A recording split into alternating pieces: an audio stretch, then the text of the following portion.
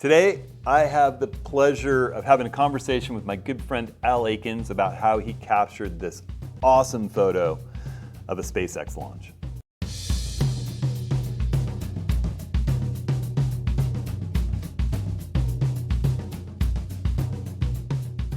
Well, hey everyone, Hudson here. Welcome to this week's Approaching the Scene. We're gonna go behind the scenes of a really awesome long exposure image of a SpaceX launch in Florida that my good friend, the awesome photographer Al Aikens, captured this last year. And so, we're going to talk to Al about that through the marvelous technology that we have with Zoom from his home in Florida. One of my great privileges with this career that I have is meeting awesome folks like Al. Al showed up for a workshop with me in Moab, Utah, and has been on a whole subsequent series of workshops. And Al's one of those, just tenacious photographers who's out there practicing and working to capture that shot that he envisions and willing to do all the work, go behind the scenes, practice, scout, get the shot figured out to the best of his ability, and then be out there hoping for just that right little piece of luck that gets an image like this one that we're going to discuss today. So quickly, before we jump in and chat with Al, I want to just go through a few announcements. Office hours, October 26th, we're going to be looking at your images, particularly night sky images, blue hour images of stars, space launches, Milky Way shots. But you can submit any image that you want, one image per person, please. This is a big free photography get-together for everyone where we're going to be going through images. So sign up at hudsonhenry.com/office hours. Again, it's October 26th, 10 a.m. Pacific, a Tuesday. You can drop a question, submit your image when you sign up at hudsonhenry.com/office hours. I want to thank everyone who's been using my gear links. I keep links to all the gear that I use updated at hudsonhenry.com/ATS links. That helps support the content on this channel. And I want to thank everyone who's been contributing to this channel by liking, sharing, subscribing, leaving comments, emailing me, leaving me questions for office hours. Those drive the content of this channel. That's just a big deal to me. All right.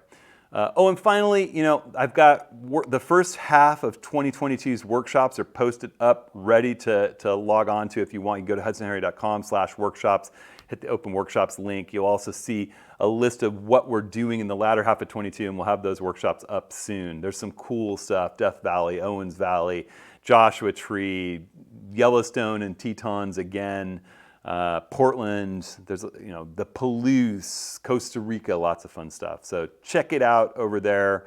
Hit me up with any questions. Also, my Milky Way course for shooting and editing Milky Way images is available at hudsonhenry.com/Milky Way. All right, so enough of those sort of perfunctory items. Let's get to chatting about this awesome SpaceX launch image with my good friend Al. Well, hey everybody, I am really, really happy to be joined by and introduce you all to my good friend Al Aikens, who is at his home in Florida. Hey Al. Hey. So how's it going? It's going great, and it's really nice to see you. You're a regular in the office hours session, so people that have been doing office hours have seen you multiple times, I know, and you've been in projects, and those people who are the frequent workshop flyers with me probably know Al because you certainly fit that description. What was the first workshop you did with me? Moab. Oh. Moab in 2017. And you were part of the infamous Oregon Coast workshop where we really had a lot of dramatic fog. Yes, we had lots of blue sunsets. We did, but we used the blue hour. We just didn't get a whole lot of sleep, and we had fun anyway. And Olympic National Park, we've had some good times.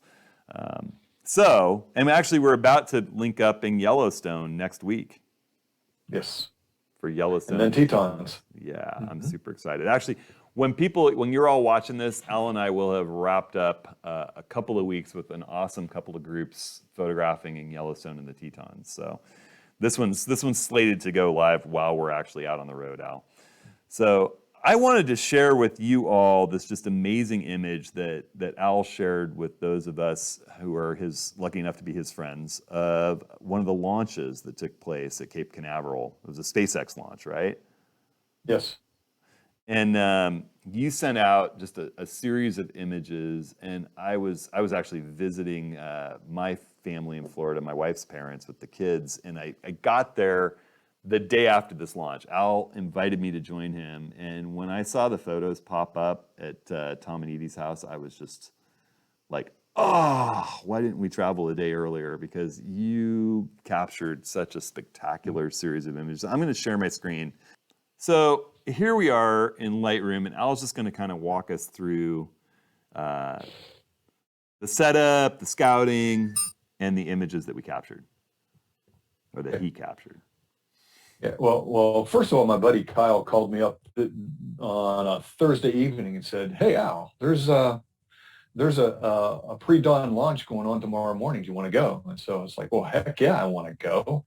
And so we live in Orlando, which is only about 50 miles away from Cape Canaveral. So we got up and over to Cape Canaveral at about 4:30 in the morning and got it all set up. We did a little bit of research, found out the launch complex that they were going from, which is Launch Complex 39A, which is one of the two complexes that the shuttle also launched from. 39B is the other one, which is just the one up and to the left. So, and then I knew that if we go over to the beach at Cape Canaveral, we'd be just about due south.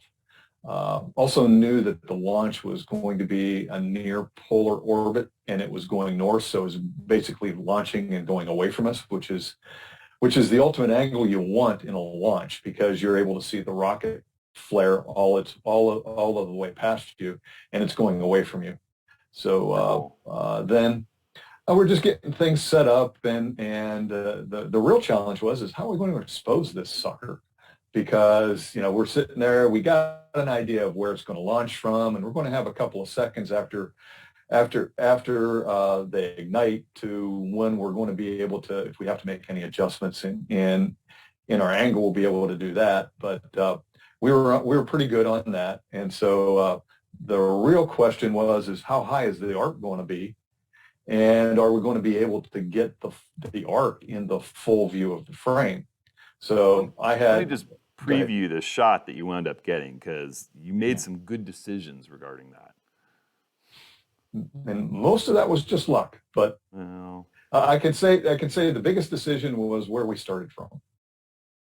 And so we got that well placed on that. So we were down on the beach about 15 miles due south, and it's a beautiful morning on the beach in Florida, probably about 75 degrees. It was in April morning. So I had I had a Z6 with a 14 to 30. I set it at f11 at 14 millimeters and used the time mode just to see how long it's going to go. And so Kyle and I were thinking, well, how are we going to expose this thing? And so we said, well, why don't we just expose like it's going to be daylight, because we know the trail itself is going to be really bright. Right. And anything that is going to be in the background, like the clouds and the buildings and the sky, if we're going to be taking long exposure. So, if we just have, or also the ISO is 100. So if we expose it like it's daylight, we'll get enough accumulation on the rest of the exposure to sort of make it work. We chose pretty well. You chose really, really well. So you're 100 ISO. What was the shutter? What was the length that you had it open? You can see from the star trails, it was quite a while. This was 5 minutes and 19 seconds. So cool. Yes, and this shot is a blend. It's the blend of the foreground and the sky. And we did a blend because after almost 5.5 minutes, those people aren't going to be still. No. But that's still a minute and 30, or 2 minutes and 30 seconds. The photograph with the people? Photograph with the people. And it's amazing how still everybody was for 2.5 minutes.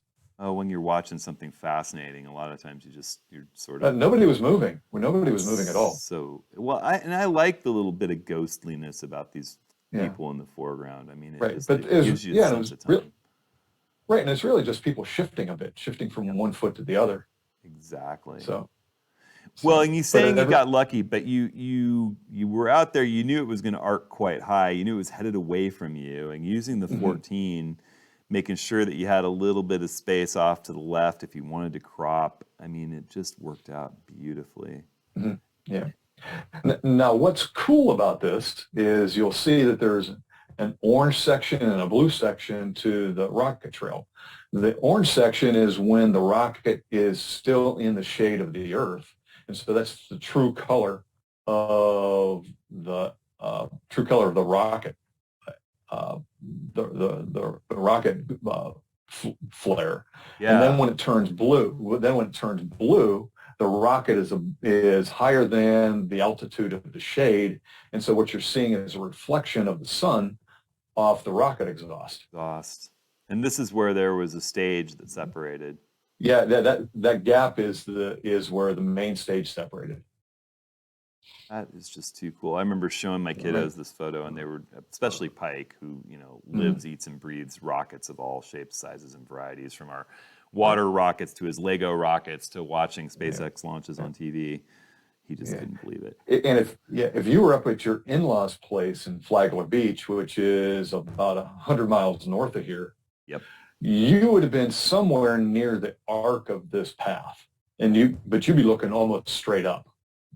We flew in the afternoon that this happened, so we were after it, unfortunately. Right. But the view you would have had from Palm Coast would have been almost you're in the center of the arc.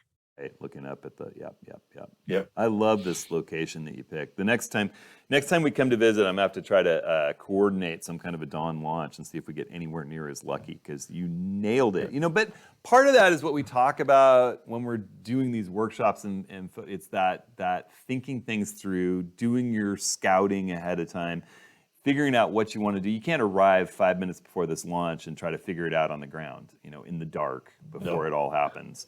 And you've always been a person who loves that whole challenge with moon rises and Milky Ways with lighthouses, and you've been a constant.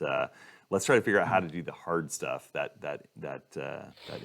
scientist engineering you, just really takes to doing these complicated shots, and I love it. Talk us through this this one's super cool. Okay, well, go back once.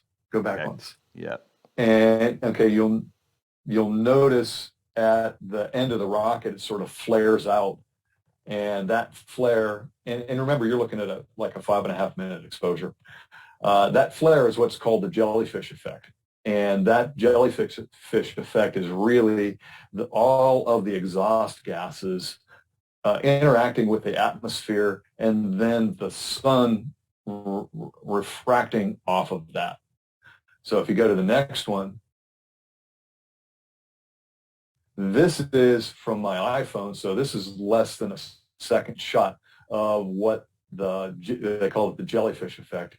That's what it looked like, and it was like that for a good 5 minutes. So that's why everybody's standing still. That's why everybody's standing still. They're just looking up, and their jaw is down on their chest, going, "Wow, look at that." So cool. And that just goes to prove that, never forget that your cell phone has an amazing camera these days. That's so cool. That really, really works beautifully. And then this is our sort of aftermath after the jellyfish effect. Yeah. Well, this is the whole rocket trail after about 25 minutes from the launch.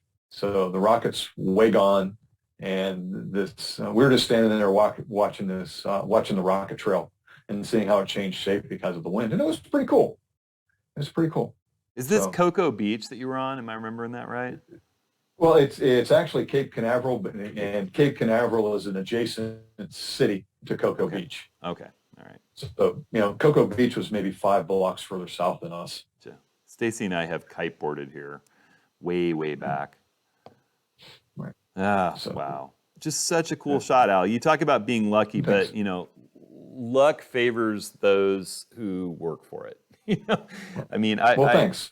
I remember back in the day doing some studying with Art Wolf, and him talking about the fact that, a certain amount of it is luck. A certain amount of it is, creativity and practice, as Rick LePage is constantly hounding us, practice, practice, practice. And he's dead right. If you take a break for 6 months and try to go out and capture a fabulous photo, you're going to be trying to remember how you were creative 6 months before. It's, even if the conditions aren't great and you're out working with your camera, you're staying in practice and honed and ready. But the other big thing is being out there.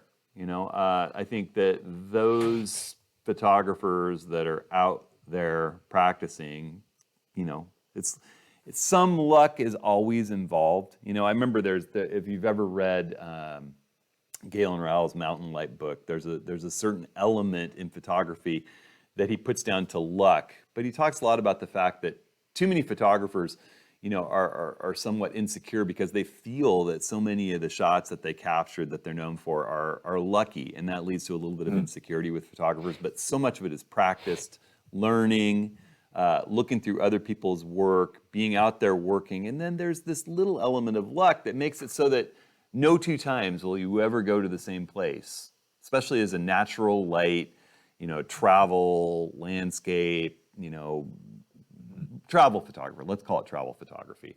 Right.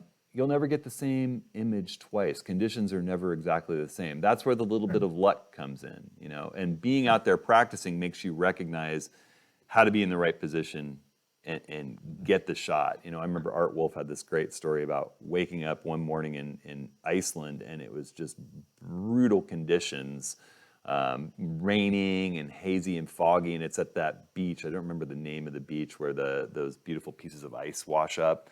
And he got up to get out there, and his assistant was like, "Nothing's going to happen." And he said, "Well, I'm going to go." And he went hiking out, and there was a break right before sunrise, and the clouds just went into that, boiling cauldron of blue, orange, red. And it's one of my favorite Art Wolf photos. It's this photo of this that almost looks like a nautilus shell of ice laying on the edge of the beach, with just this explosive sunset as like the upper 2/3 of the frame, and it's reflecting all those colors in the ice. It's like the best photo from that beach I've ever seen. It's got to be 30 years old now.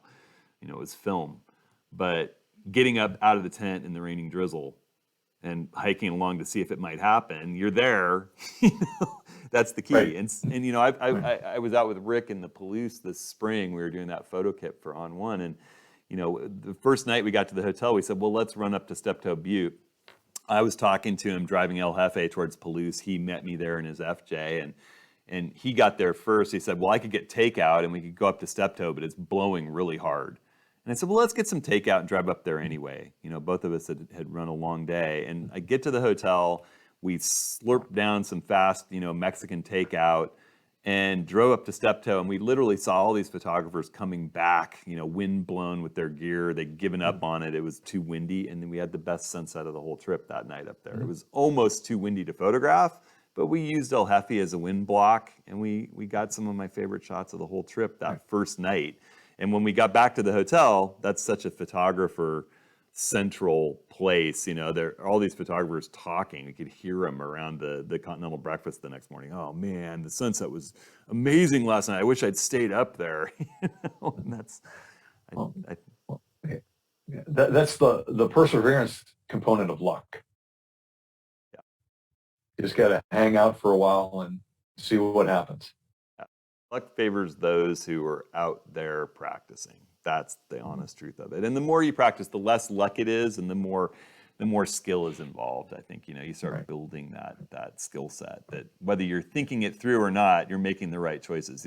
Your choice of picking the 14 instead of a 20 was important that morning. Well, and part of the luck was it's a one-time shot. Yep. There's no redos. Nope. Yeah. It's game time. Well, cool, Al. That was a ton of fun.